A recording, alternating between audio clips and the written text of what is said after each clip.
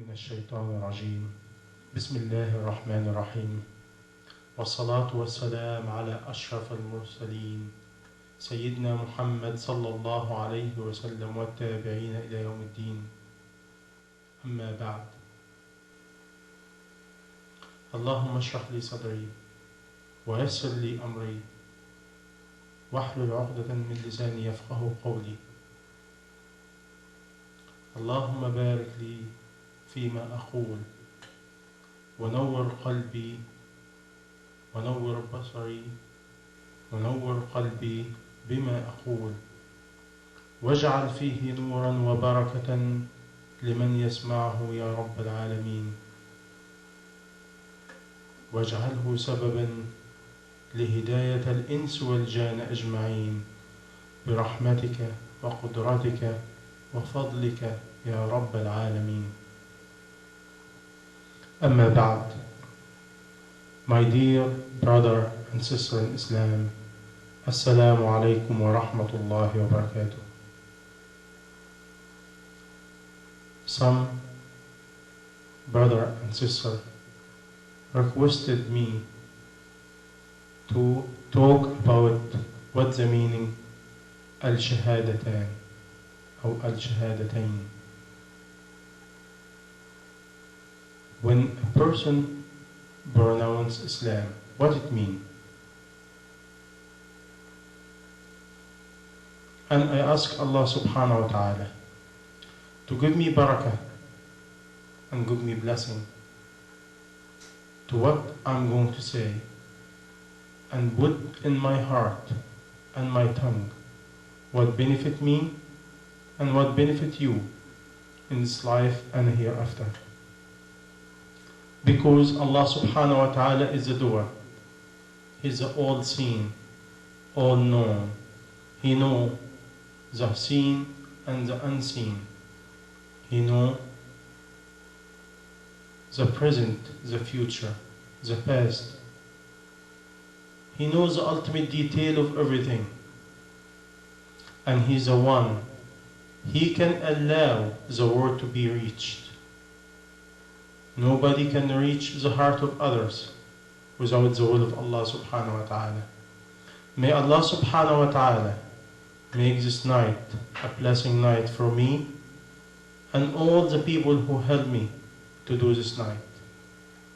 I ask Allah subhanahu wa ta'ala to put barakah and blessing and light to what I'm going to say, and make it sincere and purely to Allah subhanahu wa ta'ala. I do not need anything of this worldly and dunya things, but I need only the pleasure and the acceptance of what I'm doing from Allah subhanahu wa ta'ala. And may Allah subhanahu wa ta'ala make it written to me in this life and benefit me and benefit others in this life and the hereafter. Because time is very valuable. And our action, Allah subhanahu wa ta'ala do not accept any action without three conditions. First, the intention has to be pure to Allah subhanahu wa ta'ala. Second, it has to be according to the command of Allah subhanahu wa ta'ala. Third, it has to be according to the teaching and the sunnah of Rasulullah sallallahu alayhi wa sallam. اللهم ارزقنا علما نافعا ورزقا واسعا وشفاء من كل داء. ربي أعوذ بك من علم لا ينفع وقلب لا يخشع وعين لا تدمع ونفس لا تشبع ودعاء لا يستجاب له. اللهم أعوذ بك من غضبك وسخطك ونقمتك يا رب العالمين. رب اجعلنا هادين مهتدين غير ضالين ولا مضلين ولا فاتنين ولا مفتونين برحمتك يا أرحم الراحمين. O Allah, make us guided by you and make us the cause of guiding others toward you, only Allah, the Creator the owner, the provider, the merciful, the one carry all the name of Allah, the one we know and we do not know.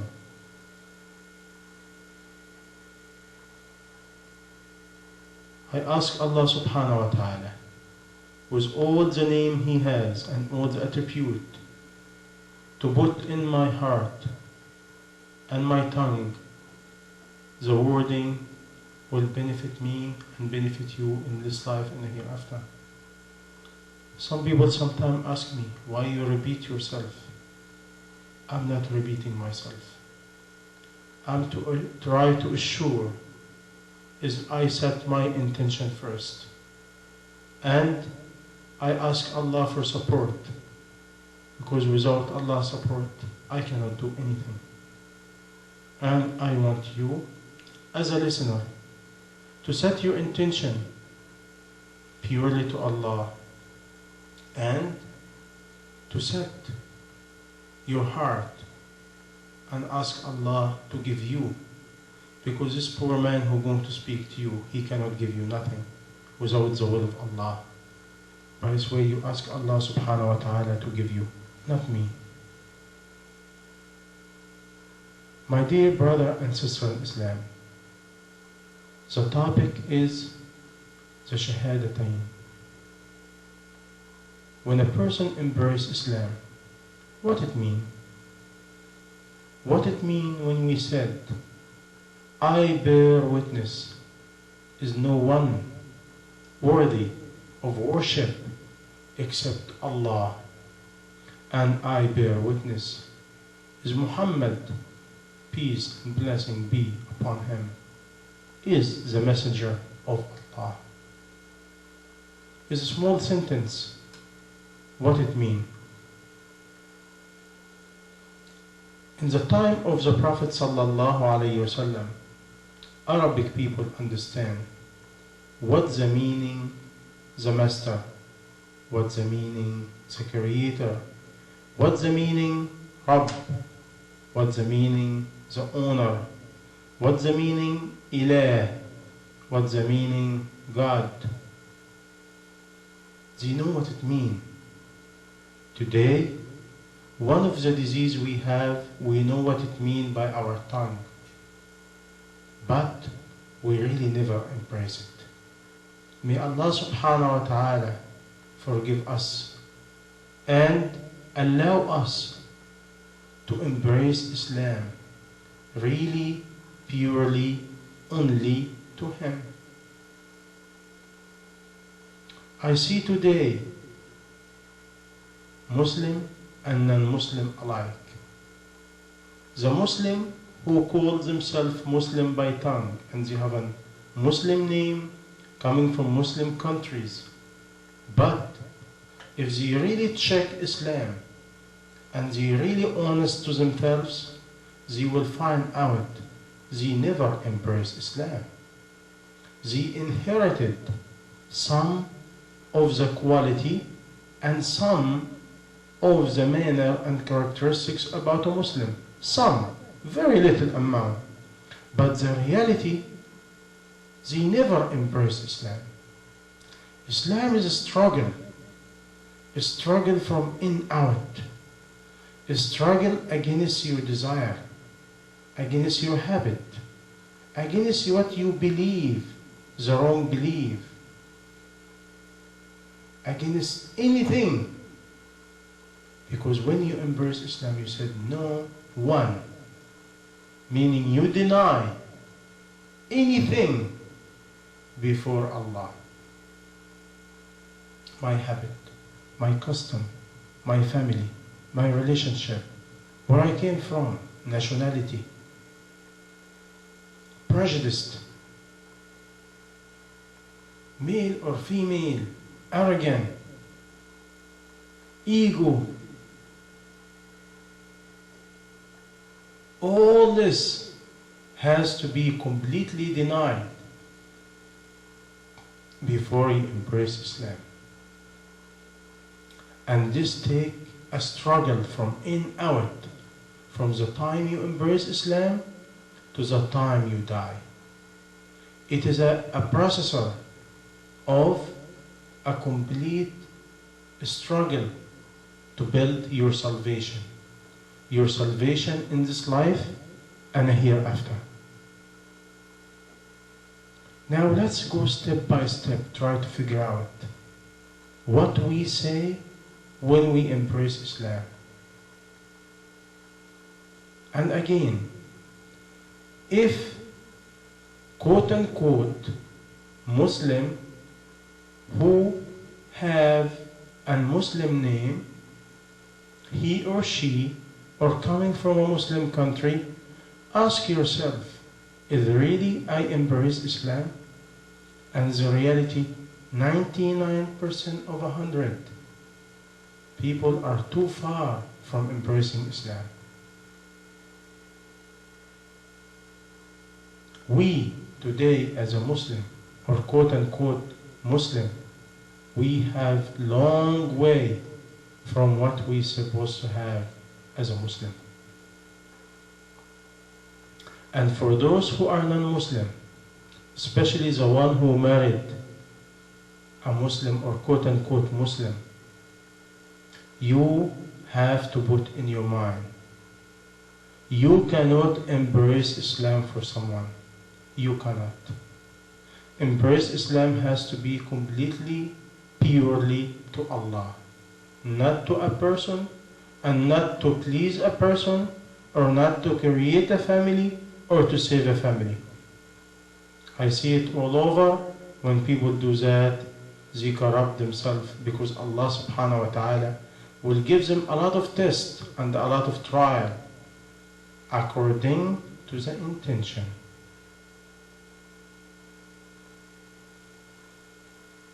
By this way, whoever listens to this tape, Muslim or a non-Muslim alike, ask yourself, is me really willing to submit and surrender to the will of Allah and really embrace Islam? You see, word embrace by Arabic is ad-dukhul fil Islam, meaning to enter to the fold of Islam, meaning to enter under the rule and command and teaching of Allah and His Prophet. Not only by word and Allahu Akbar and have a nice dress and have hijab and the heart is not connected. Or if he's a female and the husband give her hard time, or she see him, he's a hypocrite, or he's not following Islam, or he push her, or divorce her, or play game, or marry her for another purpose and throw her away, she dropped Islam. Meaning, she never embraced Islam for Allah. Because if she or he embraced Islam for Allah, condition do not matter. Condition actually, and calamity and test. The wisdom behind it, not to hurt us, is a benefit to test us, to Allah subhanahu wa ta'ala show and see who is the truthful and who is a liar. And there's many evidence from Quran and Sunnah. By this way, when we embrace Islam, first we have to ask ourselves, is the intention purely to Allah only? Cannot be for somebody else or because somebody else. I cannot be devoted to my husband or my children because they invite me to Islam. No. Or I embrace for them, to make them happy, to please them, or to continue my marriage. It doesn't work this way. My dear brother in Islam, number one, we have to deny everything, my love to Allah completely, my fear from Allah completely, my devotion to Allah completely, my surrender to Allah completely, everything to Allah completely. And this is Islam. Somebody said, but I cannot do that. I said, at least the intention has to be pure, and your action and your everything else, you build it up over time. Is a struggle over time, is not one moment. But the moment you embrace Islam, intention has to be purely to Allah. What is the major element for anyone to embrace Islam? Number one, we believe Allah is the one. Allah is the name of the Creator. Is only one Creator, one God, one doer, one controller, one owner, one provider, one taker, one giver, one who gives life, He takes life. He's the one He has the success in this life and the hereafter, with all kind of mean. And you can check the name of Allah later on. The quality and attribute and name of Allah.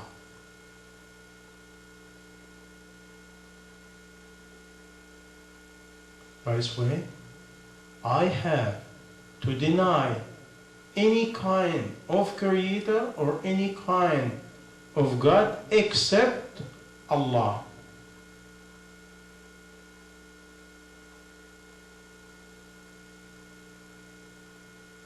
This is number one. Number two, I believe of all messenger and prophet, including Muhammad sallallahu alayhi wasallam, peace and blessing be upon him. All messenger and prophet came by one message, for us to embrace Islam, to remember our success in this life and the hereafter only in the hand of Allah subhanahu wa ta'ala, and to remember is Allah subhanahu wa ta'ala, He wants us to be a pure servant and a slave according to His command and teaching by His own revelation to His messenger and prophets. And for us, the last messenger is and prophet is Muhammad, peace and blessing be upon him, and the last book and last revelation is the Quran, and is pure revelation, pure word of Almighty, the master of heaven and universe, the only one, the creator, Allah. This is number two. And we have to believe Jesus, Isa alayhi salam, peace and blessing be upon him, is one of the almighty messenger and prophet of Allah. He came with a revelation. We have leftover of this revelation called the Bible.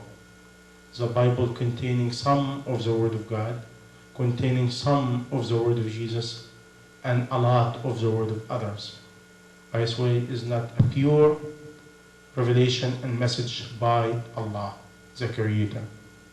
And He born miraculously by the will of the Creator, be to be, the way Adam and Eve, without male intervention.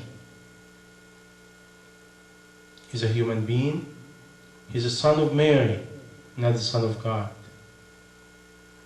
And Mary was a human being, a pious woman. We have all respect and high regard for one of the almighty women in earth Allah create. Allah chose her to be a very pious, very humble woman, and He gave her the seed of messenger and prophet without male intervention. We have to believe that.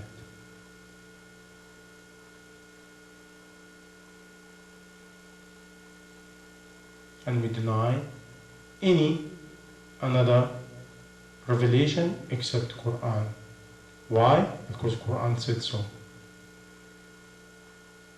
But we will believe in Torah, we believe in Injil, but does not exist in the hand of Jewish or Christian. What they have in their hand is little bit left over of the message of God, Allah Almighty, and a lot of their corrupted word. This is what we believe according to the word of Quran.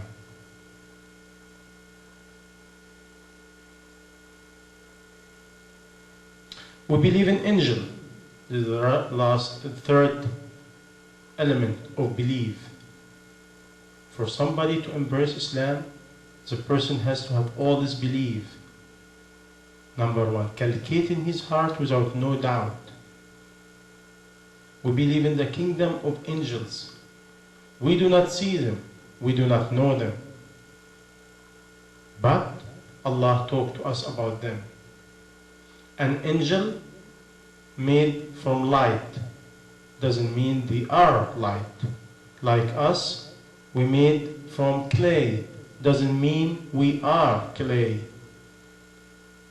Like devils and jinn and Satan is made from fire doesn't mean they are fire. But they have different shape, different characteristics. Some of that has been reported in Quran and by the Prophet Muhammad, peace and blessing be upon him. They not a male, they not a female, they are creature called angels. And they serve Allah, they cannot disobey, and they have no books, they have no messenger, and they have no reckoning. They're just working for Allah, and Allah subhanahu wa ta'ala, He has plenty of them, a number nobody can know except Allah. We have some knowledge about some of them, like Angel Jibreel, the one he carries the messages. And we have some report about 2 times the Prophet sallallahu alaihi wasallam Muhammad, he was wanted to see him in his own shape and form. And Angel Jibreel replied to Allah, he said, your beloved servant and slave of you and messenger of you, Muhammad, he wants to see me in my shape, form. And Allah subhanahu wa ta'ala replied, allow him to see you. And when he showed up to him, the Prophet sallallahu alaihi wasallam, he saw his foot or his feet was going down to the earth, he cannot see. And his head, he cannot see. And he said it was up in a high level of a sky. And he opened 2 of his wings. And according to some report, he has 600 wings. He opened only 2. They closed between east and west. How big Angel Jibreel is, we do not know. If 2 only wings close between east and west, how big he is. We have Angel Mikael, the one, he take care about all provision in earth for all the creature and all mankind, even the drops of water and rain, everything else. We have Angel Israfil, the one he blew in the trumpet in the day of judgment. How big he is, Allah only knows. Only with one blown, the rest of the people will die. With one blown, all mankind and all creature, from the time Allah created the earth until the day of judgment, they will get up again with the will of Allah subhanahu wa ta'ala. We have the angel of death. We do not know his shape and his way. And according to some report, he can be shaped in different way by the will of Allah according to the belief of different individual. The Prophet sallallahu alaihi wasallam, he always say in one report, Allah allow me to talk about the 8 angels who carried the throne of Allah.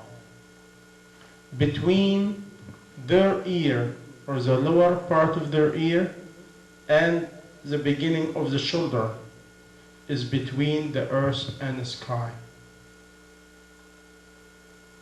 How big they are.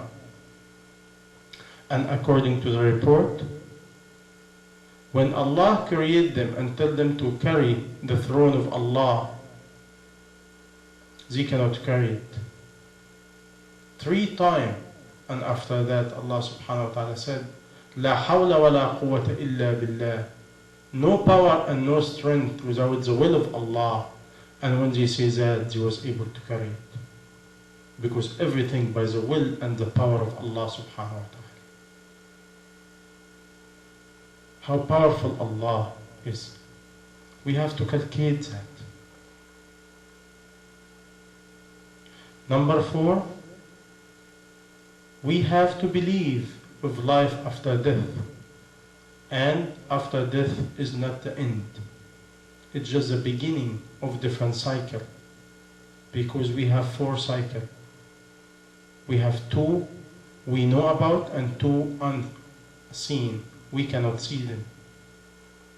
The 2 seen, the one we know about it, is the first one when the father meets the mother and the egg and sperm meet, and with the will of Allah subhanahu wa ta'ala creating the beginning of a new human being.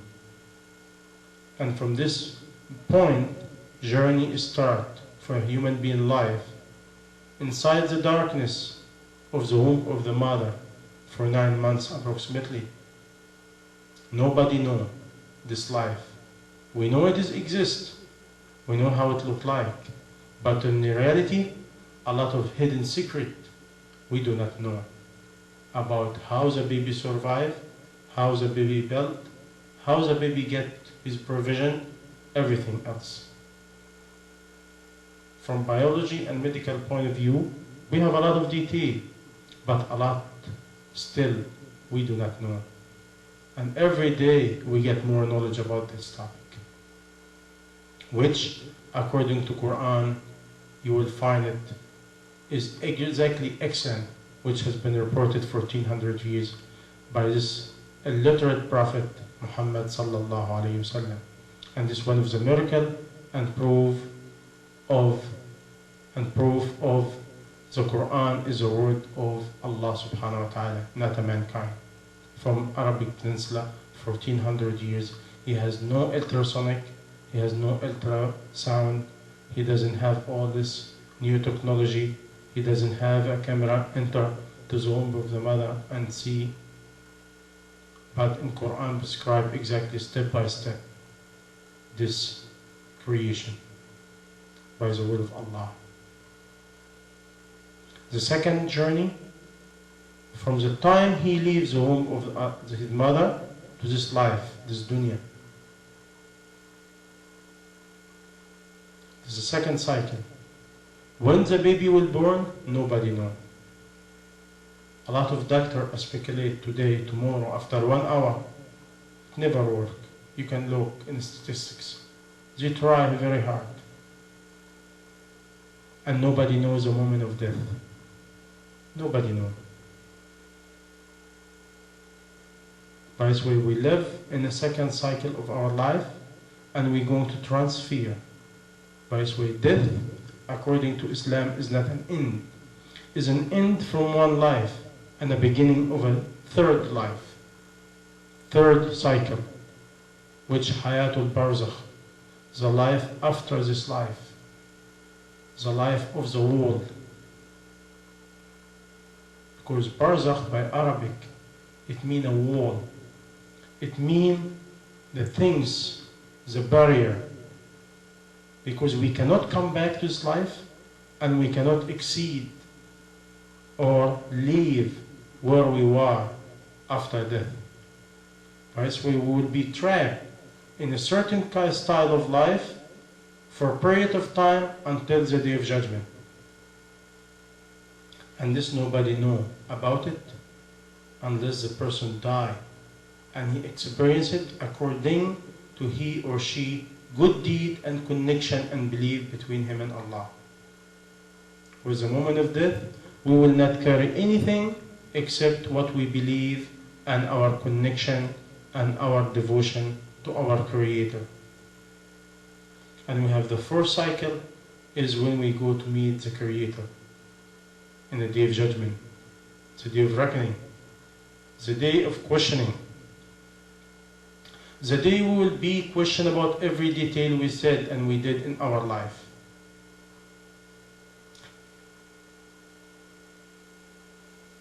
By this way, we said number 4 is life after death.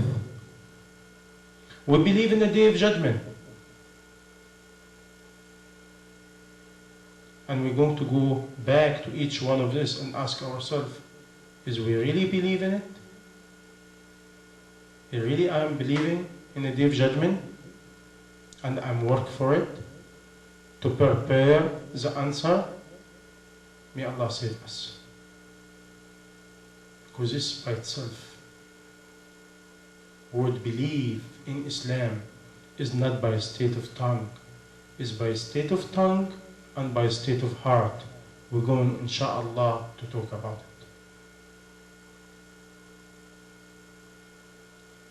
Number 6 is a belief of destiny, good and bad.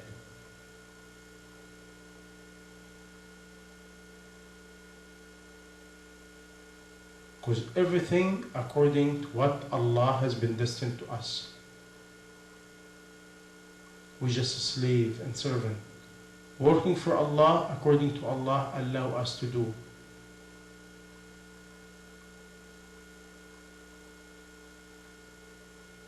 And we have to believe.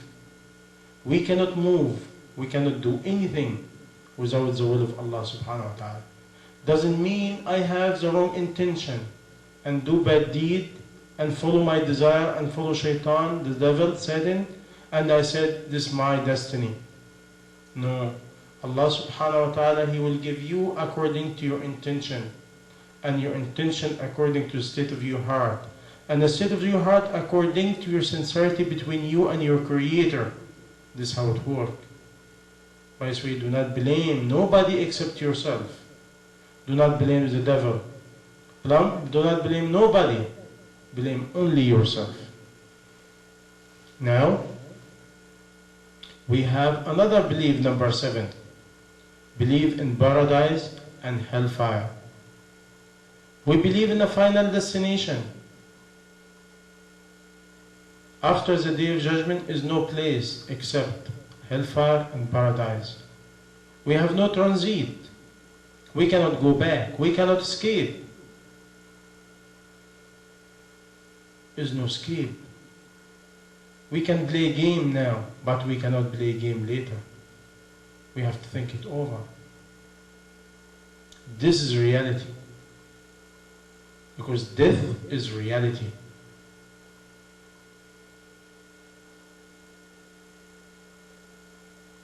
This is the major 7 element of belief to enter to the fold of Islam and to deny any religion or any belief except Islam.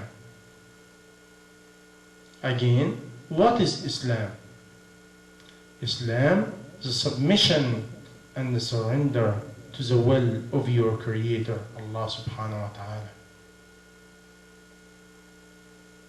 By this way, when you embrace Islam, you believe in the 5 things by a status of the tongue and the status of the heart, without no doubt. And you bear witness about the Shahadatain, which meaning you will live as a slave and servant to your own Creator according to the teaching of His Messenger. This is what it means. Meaning, you have to try very hard, very sincere to build the 5 pillars of Islam, which meaning 5 times salah, zakah, give charity, 2.5% a year from your annual income, and to the poor, not to somebody, and needy, and to give, to make fasting in Shahr Ramadan, the month of Ramadan, from sunset to sundown, and to do Hajj if you can. By this way, Shahadatain, embracing Islam, Salah, pray 5 times a day, fasting, charity, and Hajj, which visiting Mecca to do the pilgrim to Mecca.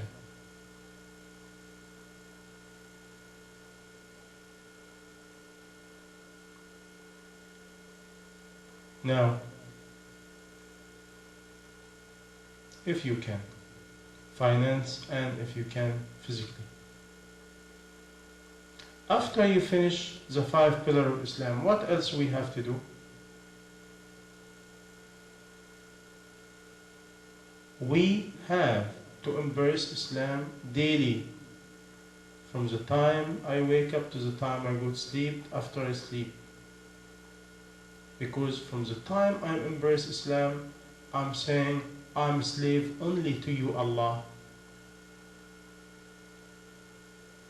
I'm only believe in you, and I'm only will follow my teacher, my prophet, your prophet, and his teaching, which called Sunnah of the prophet, in my daily life, in my manner, in my conduct, in my behavior, in my business, in my work, in my dealing with neighbors, in my dealing with my wife, my children, myself, animal, life, everything. This is Islam. Today you have a lot of people embrace Islam only to show up some of the pillar, some of the ritual, some of the worship, and the non-Muslim, they are a victim of us. The one we show them is a bad example, and we make them get reluctant and said, if you call yourself a Muslim and you believe in Allah and you're doing that, you pray and you lie, you pray and you oppress, you pray and you have a bad tongue, you pray and you have a bad game, you pray and cheat, pray and you have no manner. What kind of Islam is that? And now we make the non-Muslim reluctant and have bad image, and they feel so bad and they get confused. And who's the cause of that? Us. But also I send a message to the non-Muslim who embrace Islam. I said, we are trial for you, and you are trial for us. What this meaning? You embrace Islam for Allah. If you embrace Islam for Allah, you have to try. You have to learn.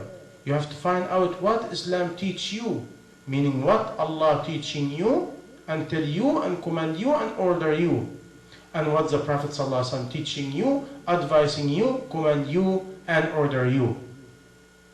Not me. Don't look at me. If you find me not implementing the right Islam, stop me, advise me. Don't be attracted or disattracted by me.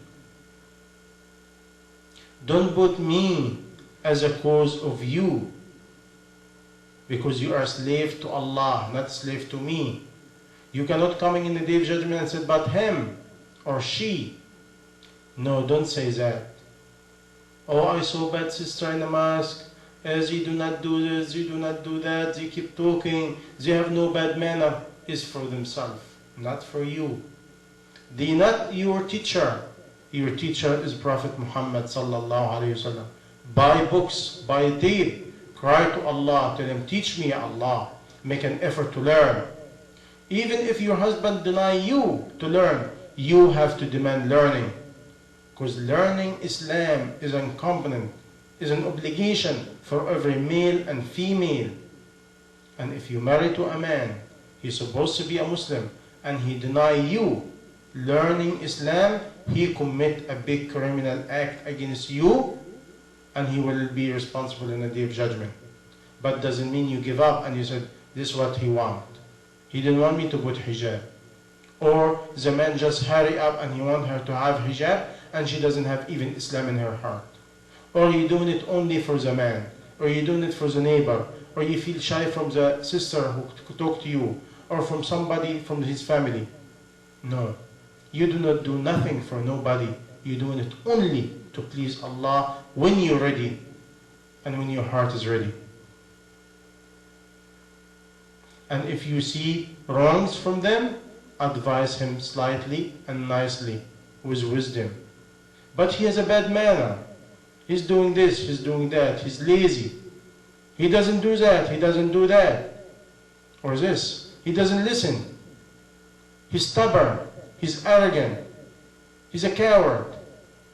He has a bad tongue. He doesn't care. He's cold. He's not sincere. All it is above his head, and all he will be questioned about it. But you, what you doing, what you trying to do, because when you go to the grave, you will be questioned about yourself, not about what he did. All what you said might be 100% correct. It is his mistake. Only you have a duty to warn him and pointing his own mistake to him and ask him, in the front of Allah, I'm telling you, I have to learn Islam the right way. Either you teach me or help me to learn, or allow me to go search the knowledge. Is an obligation. Is an obligation. No one can deny you to learn your own Islam. No husband or wife can stop somebody to learn Islam. It is your salvation between you and Allah. You said, what about obeying husband? Obeying the husband and disobey Allah? Doesn't work this way. Only you obey your husband in a topic Allah command you to obey him with. You do not obey your husband because he said so, and something is wrong, something haram, something forbidden. You do not obey. You obey only for the things Allah subhanahu wa ta'ala allow you to do.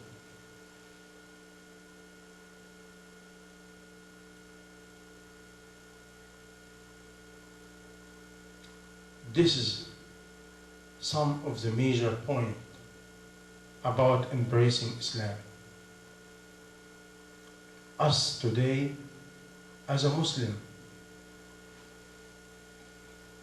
and non-Muslim, we have to remember. And may Allah subhanahu wa ta'ala put in my hand and my tongue and my heart and my face and my body the reality of Islam and make me pure to Him, me and all of you, inshallah. My dear brother and sister in Islam, if you want to embrace Islam,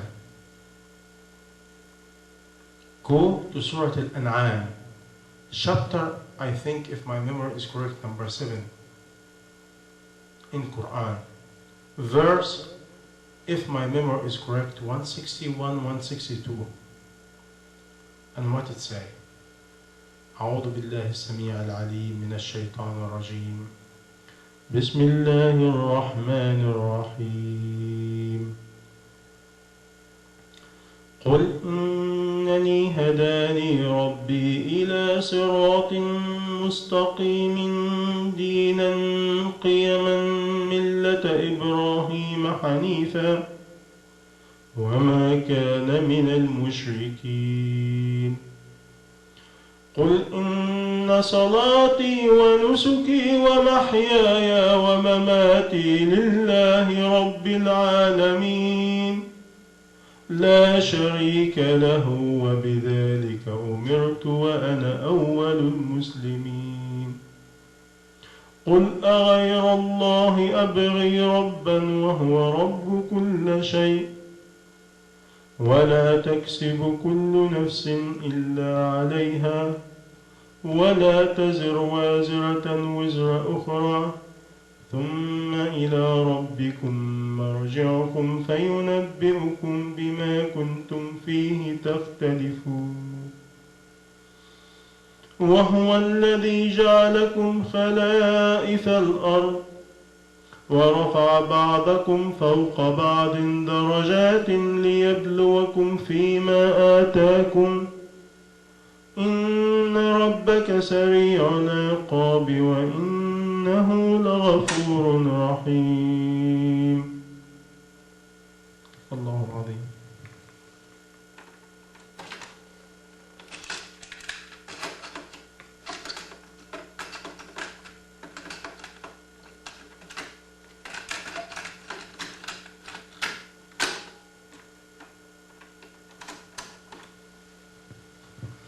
In these two verses, Allah subhanahu wa ta'ala advised Sayyidina Muhammad sallallahu alayhi wa sallam. He said, say, Allah subhanahu wa ta'ala, He give me guidance. My Lord, my owner, my master. To the Siratul Mustaqim, to the straight path, the path of Allah.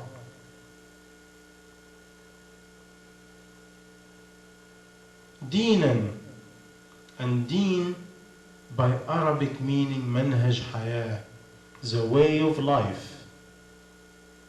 And when we embrace Islam, our deen is Islam. What it means, deen is Islam, meaning my way of life is Islam.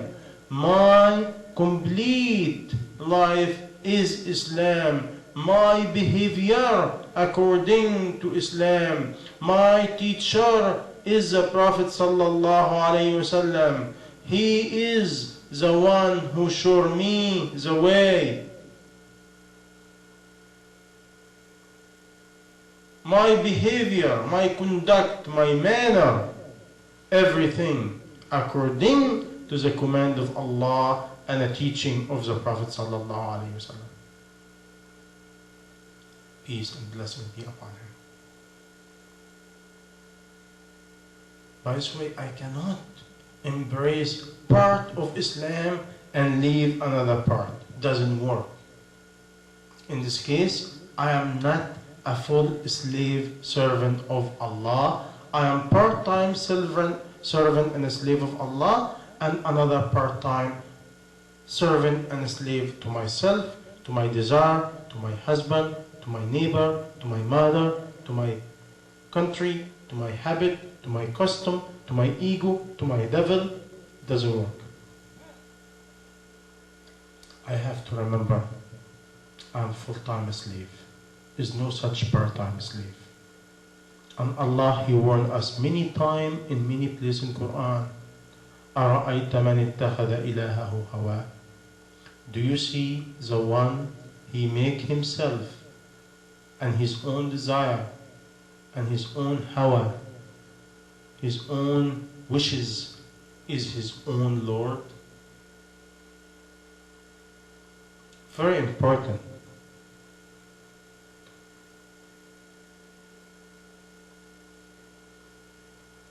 قيما. The one is complete, the one is perfect by Allah subhanahu wa ta'ala. The one is pure, the one is high, the one is right. I'm just going back to the verse. مِلَّةَ إِبْرَاهِيمَ حَنِيفًا. The way and the manhaj and the teaching of our own father Abraham. Hanifan meaning completely toward our Creator. وَمَا كَانَ مِنَ الْمُشْرِكِينَ, and he was not having partner with Allah.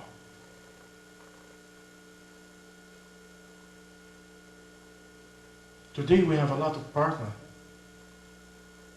And to explain this to you, because we mentioned Abraham, peace and blessing be upon him, alayhi salam, Ibrahim. We have to remember, Ibrahim alayhi salam, Allah subhanahu wa ta'ala, He gave him three major qualities. He gave his heart to Allah, and he surrendered his body for Allah, and he gave his wealth to Allah. What anything left?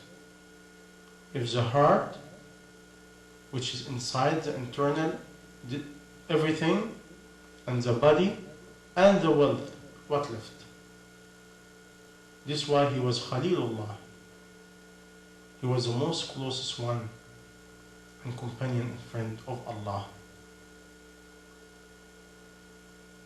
Now let's see what some of Ibrahim alayhi salam did, because we have to follow his footsteps.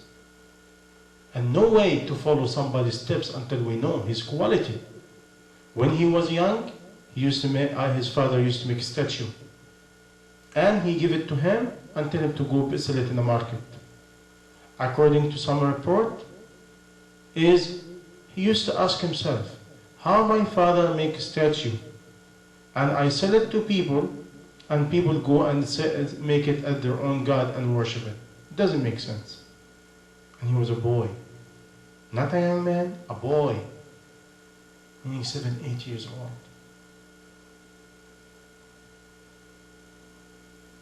And when he grew up a little bit, this point start increasing. Anyway, he denied his father.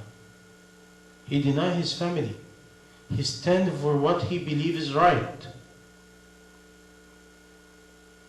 Do we do that? When the family put pressure, or the husband put pressure, or the neighbor put pressure, what will happen to us? We become a coward. We follow what the pressure coming from, and we forget who we are and who we are a slave to. Just by pressure. We cannot get pressure more than Ibrahim alayhi salam. When his father beat him, and everybody beat him. And not only that, the king of his own time, which he was one of the most tyrant on the whole earth. Nobody tyrant than him, except Pharaoh. The Pharaoh, the king of Egypt. And he make a big fire. In some report it take 40 days or 4 months to build. Huge fire, to the point nobody can come closer. And he put him in manganique. A manganique is this equipment, they make it from wood. It looked like a big wooden spoon with a big spring and ropes. And they tie the person, which Ibrahim alayhi salam, they tied his hand toward his back, they put him in this like a spoon and throw him away.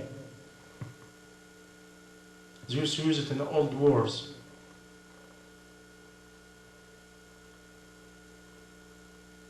It's like something, just a big like things to throw you away. They throw him in the fire. But the moment he was tied and be ready to be thrown in a fire,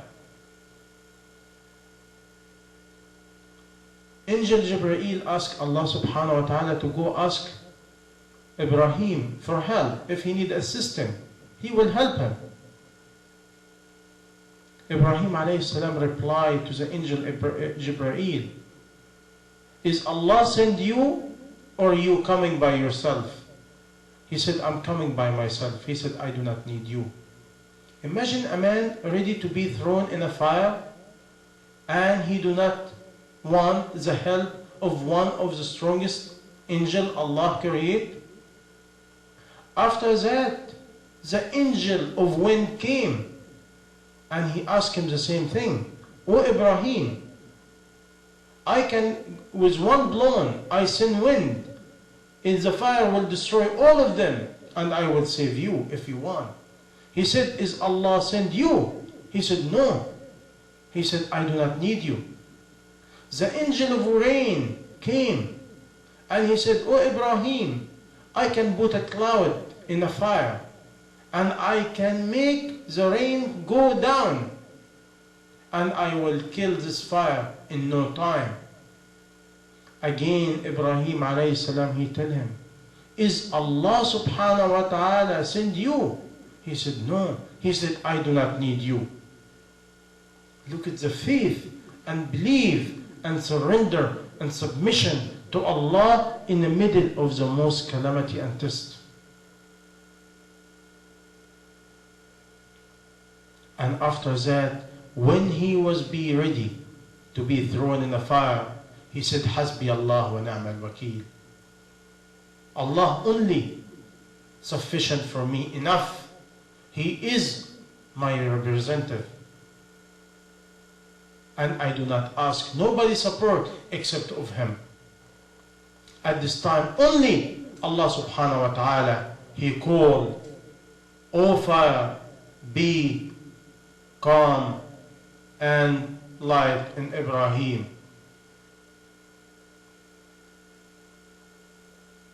Be peace and calm on Ibrahim. At this moment,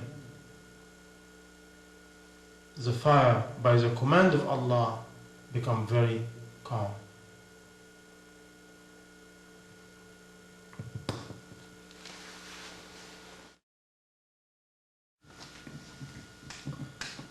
الحمد لله رب العالمين والصلاة والسلام على أشرف المرسلين سيدنا محمد صلى الله عليه وسلم والتابعين إلى يوم الدين.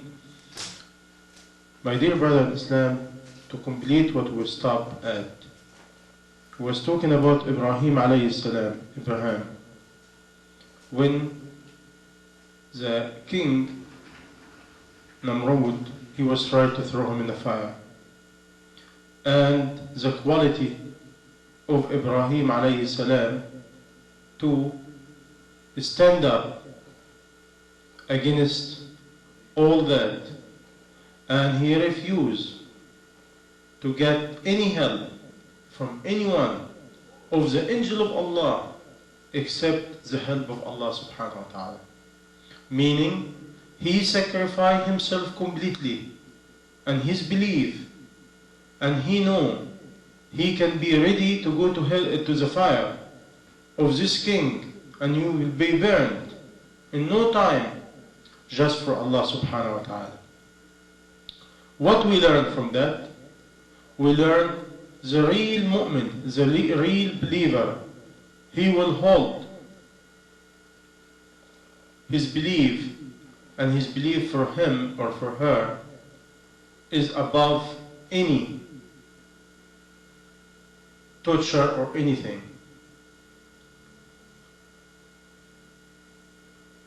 And also we said Ibrahim alayhi salam, he gave his heart to Allah subhanahu wa ta'ala. He gave his heart to Allah subhanahu wa ta'ala when the only son he has after a long time, Ismail alayhi salam, Ismail, he had a dream, and in a dream Allah subhanahu wa ta'ala tell him, or a vision, tell him to butcher his own son. Now imagine, the command from Allah is to butcher your own son. Why? And this son, he was in the early stage of his manhood, meaning around maybe 11, 12, 13, something like that. Now, this is the age when the father starts to realize how much love for his son and the attachment of the father to son. But Allah subhanahu wa ta'ala do not want butcher Ismail. Allah subhanahu wa ta'ala, He give a test, an examination to Ibrahim alayhi salam to butcher his own love for his son, because we have to love Allah more than anyone of our member of the family or anyone else in the whole earth. We have to think, is me loving Allah subhanahu wa ta'ala more than anyone and ready to sacrifice anything for my creator, my owner, the generous, the one who provide, the one who take care about me, the one I need him in this life, in the moment of death, in the hereafter, the only beneficent to me? And again, Ibrahim alayhi salam, he went to Ismail, and he tell him what he saw, and he was ready to do that. Until Allah subhanahu wa ta'ala, when he was ready to butcher his son, He sent him an angel to tell him, stop it. Allah subhanahu wa ta'ala has been switching your son with a sheep instead of your son to butcher.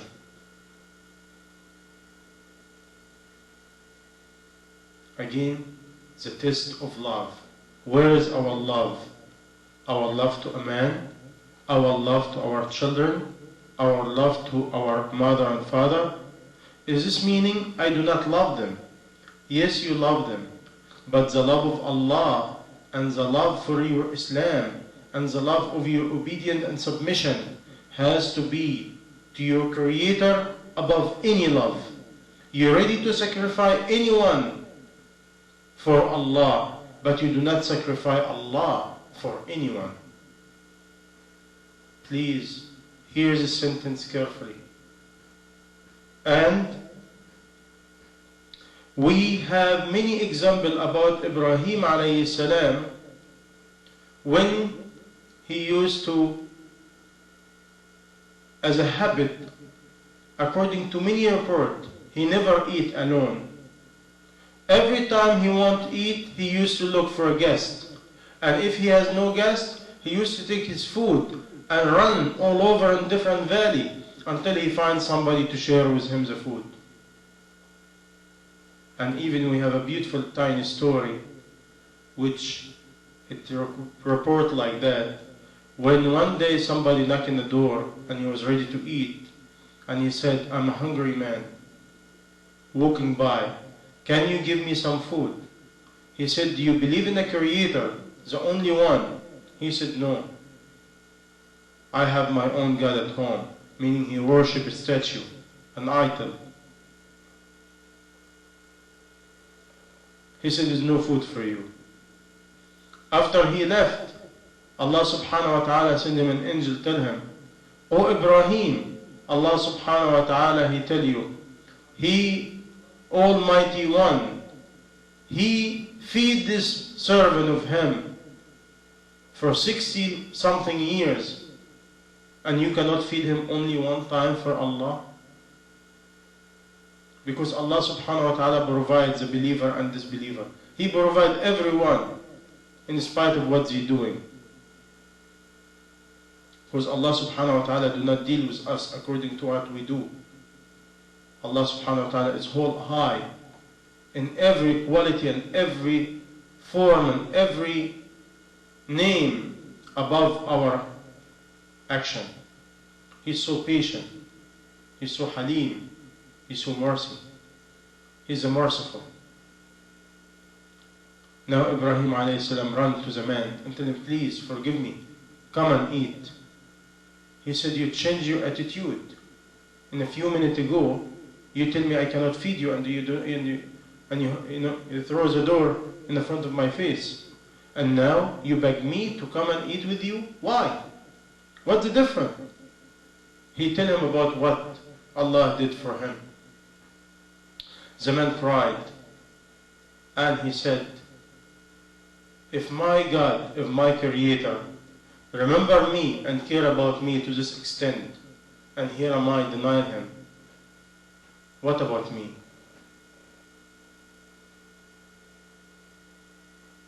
Think about it. With all the denying, with all the disbelief, with all what we're doing, and how Allah subhanahu wa ta'ala, He always give and always provide. But provision in this life doesn't mean He love you. Because Allah subhanahu wa ta'ala in Hadith Qudsi, He said of the meaning of Allah subhanahu wa ta'ala gives this life to whom He love and whom He dislove. But He will not give deen and the ability to reach Allah except to those who love. Provision of money and luxury and this and that doesn't mean He love you. It's a test and a trial and examination. It's a big calamity for those who understand. What we learn from here? Our money, our wealth is not belong to us. It belongs to Allah. Allah give it to us, and Allah will ask us how we spend it. May Allah subhanahu wa ta'ala allow us to understand before it's too late. The story of different messenger and prophet for us to learn. Each one is unique. I can go on and on in different story from Quran about different messenger and prophet. How they stand up against wrong, against tyrants, against king, against themselves, against their ego, against all kind of things, just to please Allah subhanahu wa ta'ala. And all this test is an example for us to take their footsteps and listen to Allah's advice. Because the Quran full of advice, full of wisdom for those who want to the wisdom and want to listen to Allah's wisdom and advice. Now we go to give example, not as a messenger and prophet, as a regular woman, an old woman, a blind woman, in the time of the Prophet Muhammad sallallahu alayhi wasallam. And she has a son. He is the only son for her. And she has no husband. Her husband died. And she's blind, old lady. And she used to worship a statue in the middle of her tribes, or tribe. And all of a sudden, one day, her son is not moving. They check him out, he's dead. She cried so much. They took her son to the Prophet ﷺ to give him the wash and give him the last rite to make Salatul Janazah, to make pray over his body. After they give him the wash and they cover him, the woman came and ran, and she said, "O the Prophet of Allah, hold tight before you bury my son. I have a request to Allah subhanahu wa ta'ala." And she holds the feet of this young man. And she said, "O Allah, the one, I believe in him, the only one. I believe in you. I deny all kind of idol for you. And I left my tribe. I left my family only for you. And I'm blind lady. I need my son. Oh Allah, don't turn me down." By this way he said, the idol and our God has cursing you. Give me back my son. Oh Allah, give me back my son. And before she continued her request from Allah subhanahu wa ta'ala, the young man get up and Allah give him life. Again, after complete death, just to please this lady, because this lady, she was a believer of Allah subhanahu wa ta'ala, and asked Allah subhanahu wa ta'ala not to turn her down. But what kind of belief? Imagine how much she believed in Allah. This young man, later on, he became an Amir. He became a head of an army. His name Abu al-Ala al-Hadrami. And in the middle of the army, in the middle of the trip, they were thirsty, ready to die. When he said to the army, please sit down, wait for a few minutes. And he went, and he made himself ready for salah, pray. And he prayed 2 rak'ah, asking Allah subhanahu wa ta'ala for water. And many companions and many men swear by Allah to bear witness before he finished his prayer, before he made the first salam and second salam, a big, very dark cloud was in the top of the army, and the water was pouring down. Make everybody drink, animal drink, the horses drink, camel drink, get washed, prepare themselves, eat and be happy. Not only that, in the same army, they was crossing a big sea.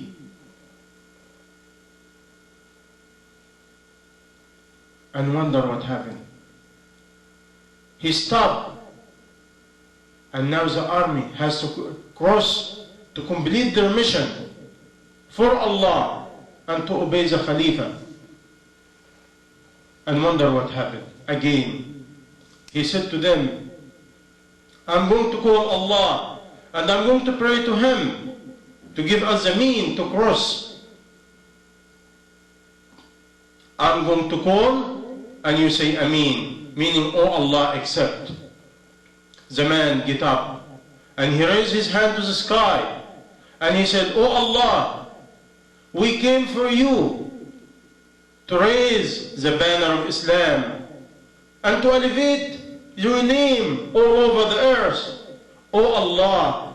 And he mentioned, oh Allah, Al-Aliyu Al-Azim, Al-Halim Al-Kareem, احملنا كما ترى, carry us the way you want.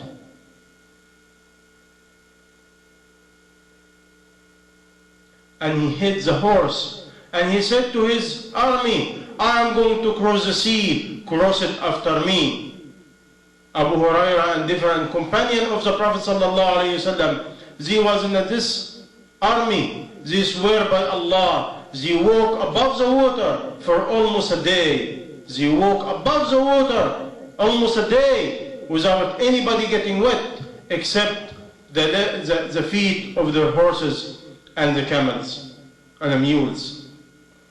Allah allowed them to walk in the top of the water because a man, he believed in Him completely and he has no doubt about Allah subhanahu wa ta'ala. Look at the faith in a person for Allah subhanahu wa ta'ala. He knows the water is nothing. The water is servant of Allah. If Allah wanted to change the characteristics of the water and make it flat for them, He would make it flat and ground for them. And this is what happened. Look at the belief and faith in Allah subhanahu wa ta'ala. This regular people. This is not a prophet or a messenger.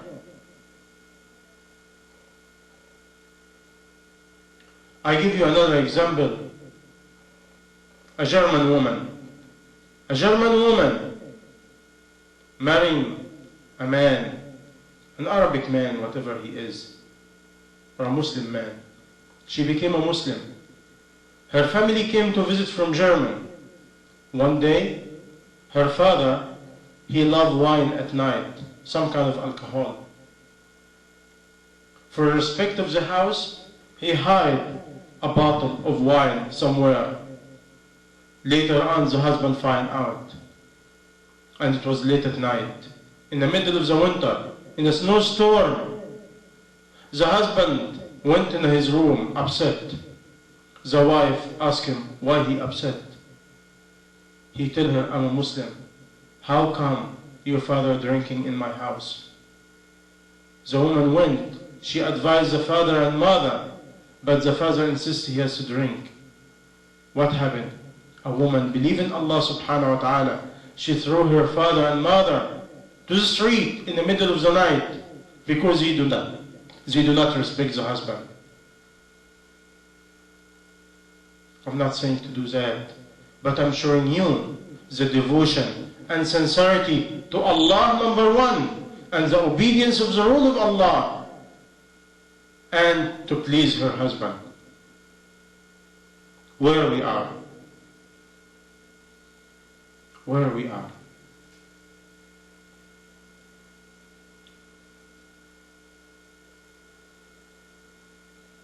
Do we have Iman?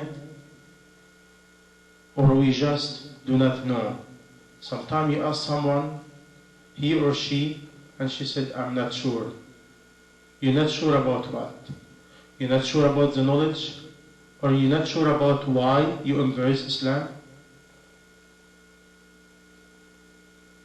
Please, my brother and sister in Islam, who are going to listen to what I'm saying, don't forget sincerity. Do you know to gain knowledge of Islam is obligation? Do you know it is obligation and component in every male and female to learn? It is your salvation. Do you know is sincerity is one of the core of Islam? One of the main core element in Islam? The Prophet ﷺ, he gave advice to one of his companion and relative. His name is Ali ibn Abi Talib radiallahu anhu. May Allah be pleased with him. He said, O Ali, أخلص العمل يكفيك القليل.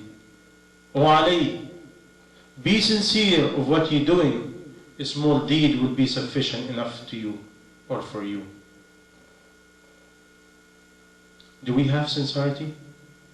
Do we check our sincerity and our intention? We have to think about it. We go back to the two verses I start with, verse number 161 and 162 from Surah Al-An'am, chapter 7 in Quran. And after that, in the verse proceed. قُلْ إِنَّ صَلَاتِي, say, my prayer, وَنُسُكِي, and all what I do for Allah,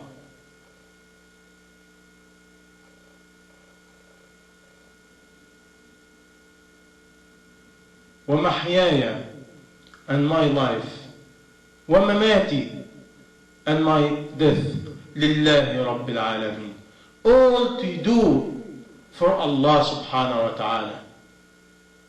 Meaning my prayer, my action, my style of life, my soul, my deed, my everything, even my death is for you, Allah. And I do not have partner with you. Remember, you can have partner with love, partner with fear, partner with security. Sometimes we said, I'm not secure. I do not know the future. Allah is the owner of the future. What are you talking about? The one who provides today, He will provide tomorrow. The one who take care about you today, He will take care about you tomorrow. Wake up please before it's too late. Allah subhanahu wa ta'ala, He said in Surah Al-Ikhlas, and Surah Al-Ikhlas, Surah Al-Sincerity, which is a very tiny chapter, in all the way in the end of Quran.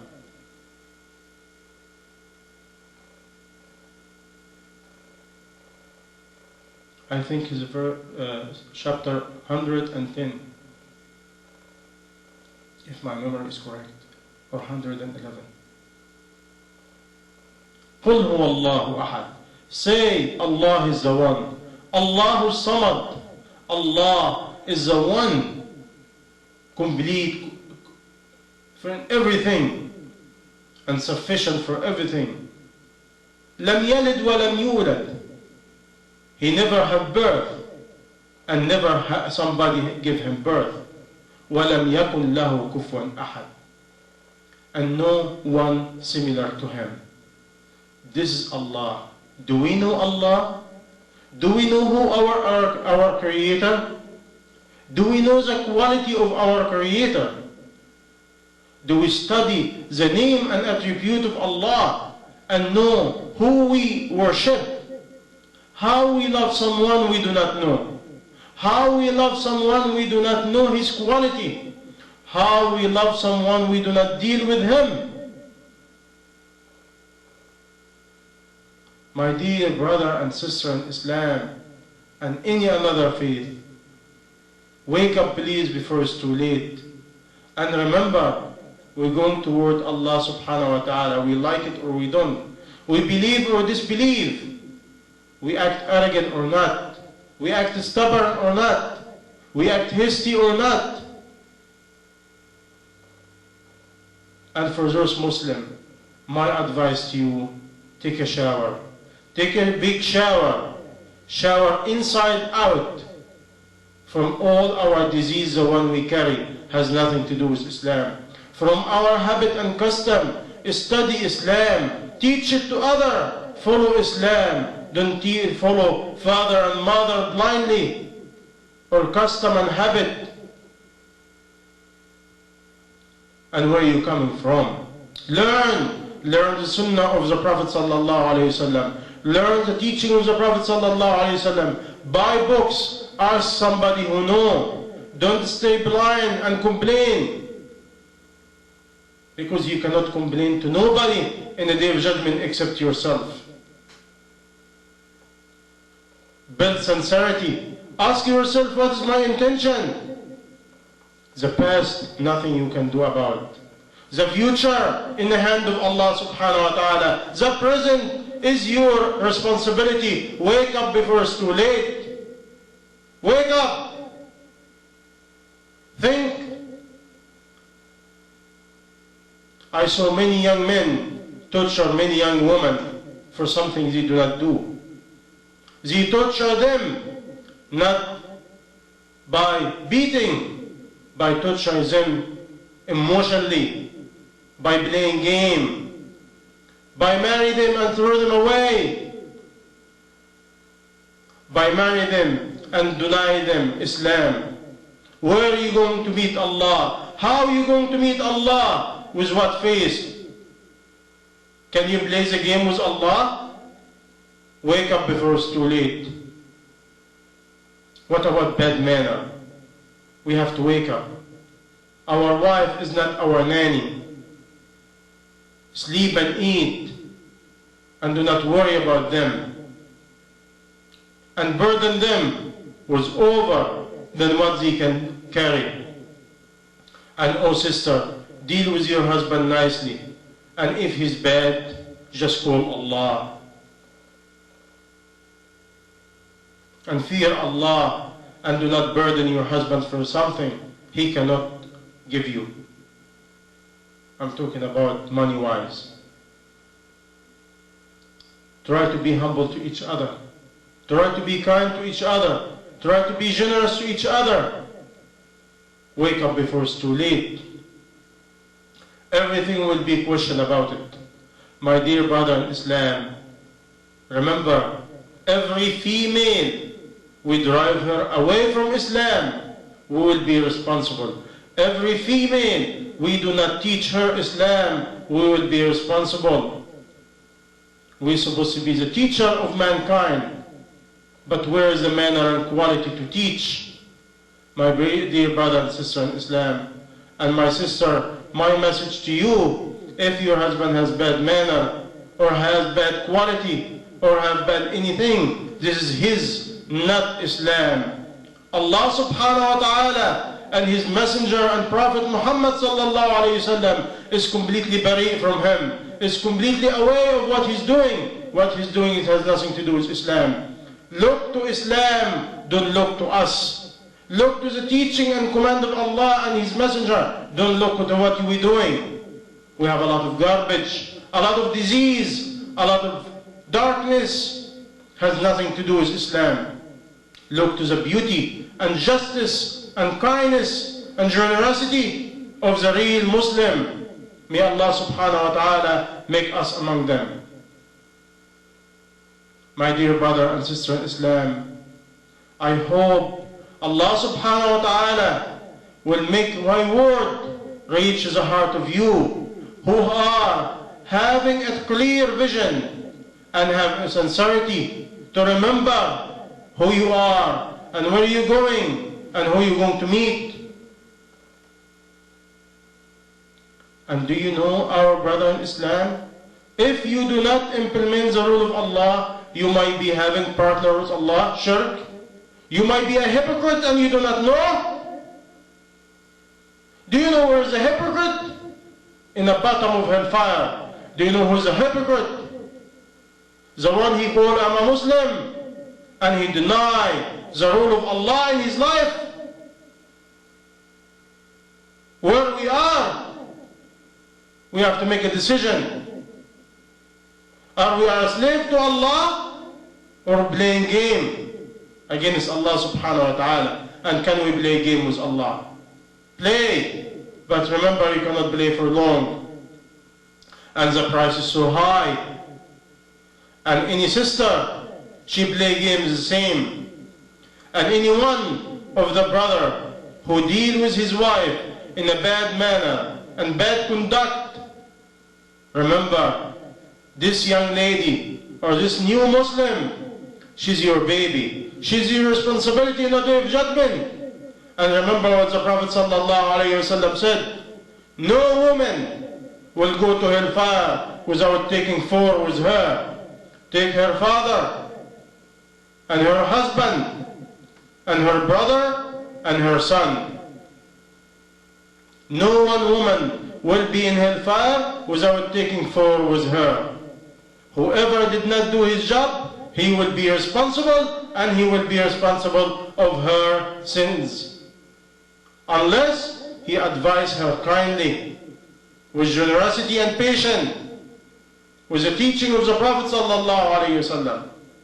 And inshallah, I'm going to have a session about how to invite non-Muslim. May Allah subhanahu wa ta'ala give me tawfiq and give you tawfiq to remember and think who we worship, who we love, who we fear, who we care about, who we try to please, who we are a slave to. And to remember, we like it or we don't, we a slave to Allah. And Allah subhanahu wa ta'ala is the Almighty, the Creator. He deserves to be respected. He deserves to be loved. He deserves to be feared of. He deserves to be pleased. He deserves everything of our soul and body, because He's the owner, He's the master, He's a provider, He's a generous, He's a patient, He's a merciful. Study the name of Allah subhanahu wa ta'ala. Inshallah, with the will of Allah subhanahu wa ta'ala, I will make inshallah another session about the name of Allah, if Allah allow me and give me life. My dear brother and sister in Islam, may Allah subhanahu wa ta'ala open your heart to the reality of Islam. May Allah subhanahu wa ta'ala open your heart and vision. Ask Allah to give you vision. Ask Allah to open your heart. Call Allah. Cry to Allah. Don't stop it and say, my husband is this or my wife is that. Return to Allah. And I remind you with this tiny story of Moses alayhi salam, when he was in the desert and he was to care about his sheep, when he has a nap, a long nap between afternoon and late afternoon, and when he wake up, the sun almost was going down and he was scared. Scared of what? Scared he will be responsible of all the sheep. They might be eaten by the wolf or went astray. And when he wake up, after a long time, he was shocked. He saw a big wolf. He has a stick of wood in his mouth and to care about the sheep. And before he know it, Allah subhanahu wa ta'ala revealed to him, O Moses, why you worry? Or why you surprised? And again Allah, He knows the status of the heart of the Musa alayhi salam. And He tell him, O Musa, are you surprised of what the wolf doing for you? Or who allows the wolf to serve you? O Musa, be to me the way I want. I will be for you the way you want. Again, be to me the Creator Allah the way I want. I will be for you the way you want.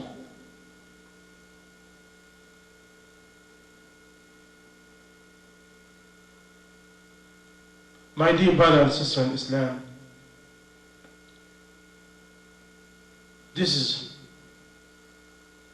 a tiny story to show you we have to return to Allah. We have to return to our Creator. We have to be honest. We have to. We have no other choice. We will be stupid. Don't go to the darkness. Don't go to the blindness. Don't follow the footsteps of the devil. Wake up before it's too late. And remember, the only way to get what you want, remember Allah and be with Allah and be a slave to Allah. Allah will take care about your need. Connect your heart to Allah. Allah subhanahu wa ta'ala in Hadith Qudsi, He say of the meaning of من شغله بذكري وقرآني عن مسألتي أعطيته خير ما أعطي السائلين. Whoever be busy with my remembering of me and remembering me and my dhikr and my Quran and my book, I will give him better than the one he calling me. Because Allah knows what we want.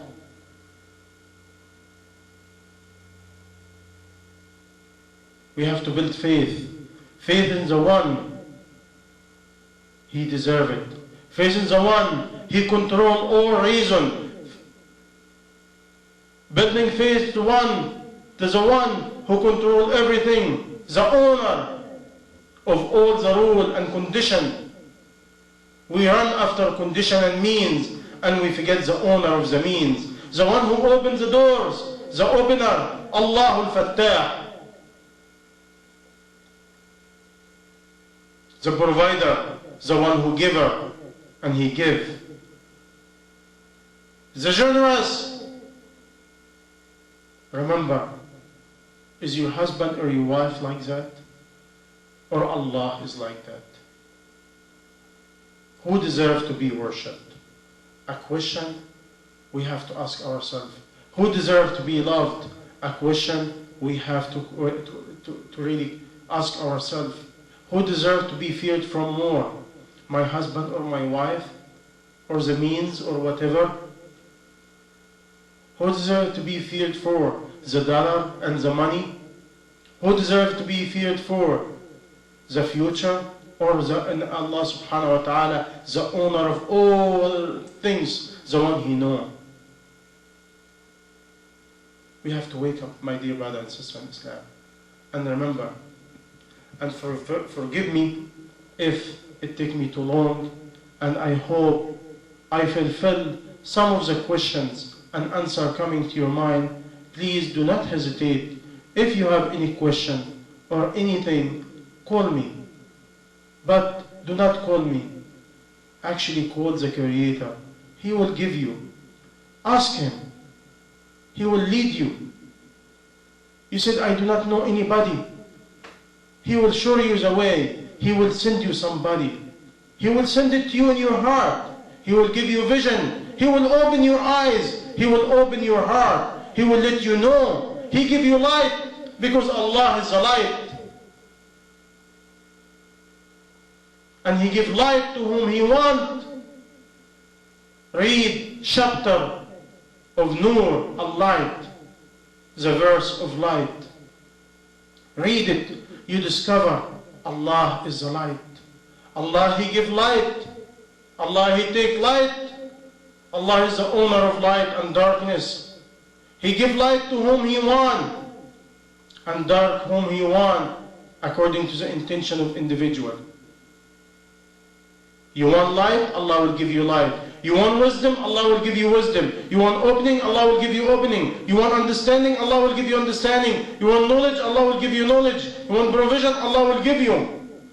You want guidance, Allah will give you. You want mercy, Allah will give you. You want quality, Allah will give you. You want anything you want, Allah will give you. Because Allah is the owner of all the treasure of the seen and unseen. Allah is the treasure of all the quality. Do not blame yourself and say, it is me, I get anger so quick. It is me, I have bad quality. It is me, I cannot do this. It is me. No, it's a coward and you follow shaitan and you do not be honest to your creator. If you're honest, yes, you can be weak, but ask Allah subhanahu wa ta'ala. Ask your own creator, give me the quality. If you're weak, He is the powerful, al-qawi. Ask Him, He will give you. If you're poor, ask Him, He's rich, He will give you. If you stray, ask Him, He's a guider, He will give you. If you have no light and vision, He's a light, He will give you. Whatever you want, He will give you. But you know what happened? We ask for every material status, but we do not ask for quality. We do not ask to get closer. We do not ask for reality. We do not ask from Allah. Any problem you have, a Muslim has no problem. A Muslim has a calamity. A Muslim has a trial. A Muslim has a test. A Muslim has a fitna, a tribulation. All from our sins and our weakness. You want it to be erased? Go back to Allah. Call Allah, the only one. Study the name of Allah. Remember who you are and who He is. My dear brother and sister in Islam, and if you're not a Muslim, remember who you are. And remember, my brother, whoever marry a non-Muslim or a new Muslim, remember it is your responsibility in the front of Allah. And whoever embrace Islam or try to embrace Islam, marrying someone, and this someone acting very bad, or he's a hypocrite, or he has a bad deed, or he's sneaky, or he has a very bad manner, or he treats you very bad, it is his problem. Don't look at him as Islam. Islam is bari from what he's doing. And He will take care, Allah will take care about him in this life and the hereafter. But remember, you are a slave to Allah, not to a human being. Don't let a human being stand between you and your Creator. The Creator deserves better than that. Again, we are slave and servant to Allah, not to people. May Allah subhanahu wa ta'ala put light and put blessing of what I'm saying. May Allah subhanahu wa ta'ala guide me and guide you to the right path, the path to paradise, the path to please Him. Oh Allah, put light, Ya Allah. Oh Allah, give us vision, Ya Allah. Oh Allah, be pleased with us, Ya Allah. Oh Allah, don't make us stray, Ya Allah. Oh Allah, make it easy for us, Ya Allah. Nobody can make it easy for us except You, Ya Allah. Oh Allah, accept what I'm doing for You, Allah, and make us sincere, Ya Allah. Oh Allah, give us sincerity in the seen and the unseen. Oh Allah, make us purely to You and make us live as a Muslim, die as a Muslim, be resurrected as a Muslim, and return to You as a Muslim, Ya Allah. With all our action and our life for You, Allah. All our body and our will for You, Allah. All our heart for You, Allah. Oh Allah, accept, Ya Allah. Oh Allah, accept, Ya Allah. Oh Allah, accept, Ya Allah. And oh Allah, nothing will benefit us except You, Ya Allah. Let the dunya, let this life out of our heart and put in our heart loving You. And make us love whom You love, Ya Allah. And make people coming close to You and love You, Ya Allah. Oh Allah, make us thank You only, Ya Allah. make us remember who we have to show gratitude to Him, Ya Allah. You deserve to be shown gratitude, Ya Allah, better than anybody. You Allah, you deserve everything, Ya Allah, and we do not deserve anything because we are a slave of you, Allah. Oh Allah, we thank you for everything you give us, and we ask you to put barakah and blessing to what we say, and may Allah forgive our sins, and may Allah subhanahu wa ta'ala forgive our bad deed, and may Allah subhanahu wa ta'ala clean our heart and our vision from every darkness and every devil and every Satan.